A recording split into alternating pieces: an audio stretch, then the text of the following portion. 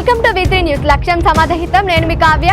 ఈ రోజు speed news కి స్వాగతం. ఢిల్లీ లిక్కర్ కేసు ఎమ్మెల్సీ కవితకు వరుసగా షాకులు తగులుతున్నాయి. తాజాగా మరో షాక్ తగిలింది. కవిత జ్యుడిషియల్ రిమాండ్ మరో 2 వారాల పాటు పొడిగించింది ఢిల్లీలోని రైస్ అవెన్యూ కోర్టు. ఈ నెల 21 వరకు కవిత జ్యుడిషియల్ రిమాండ్ పొడిగించారు.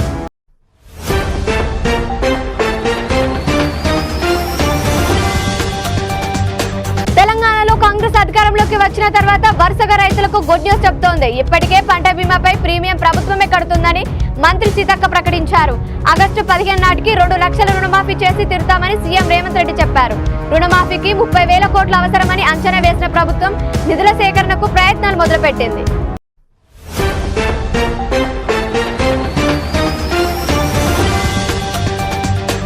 కొన్ని రోజులుగా ప్రపంచాన్ని కలవరపెడుతున్న బర్డ్ ఫ్లూ చాప కింద నీళ్లా వ్యాపిస్తోంది. సాధారణంగా పక్షులకు మాత్రమే పరిమితం కాలేదు. మెక్సికో దేశంలో H5N2 బర్డ్ ఫ్లూ వేరియంట్ బారిన పడిన 20 ఏళ్ల ఓ వ్యక్తి ఇటీవల మరణించినట్లు WHO ధృవీకరించింది.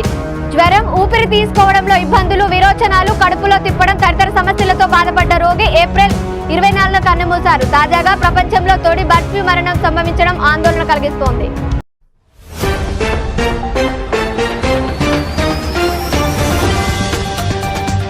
రేణు దేశాయ్ ఏ చిన్న కామెంట్ చేసినా సరే వెంటనే వైరల్ అయిపోతూ ఉంటుంది. ఎందుకంటే పవన్ ఫ్యాన్స్ ఆమెను అంతగా ఫాలో అవుతుంటారు. అయితే తాజాగా ఆమె మరోసారి తన రెండో పెళ్లిపై మాట్లాడింది. ఇప్పుడు పిల్లలు పెద్దవాళ్ళు అయ్యారని, 2 ఏళ్ల తర్వాత ఖచ్చితంగా రెండో పెళ్లి చేసుకుంటానని తెలిపింది. రెండో పెళ్లి కోసం తాను వెయిట్ చేస్తున్నట్లు ఆమె తెలిపింది. దాంతో ఆమె చేసిన కామెంట్లు ఇప్పుడు వైరల్ అవుతున్నాయి.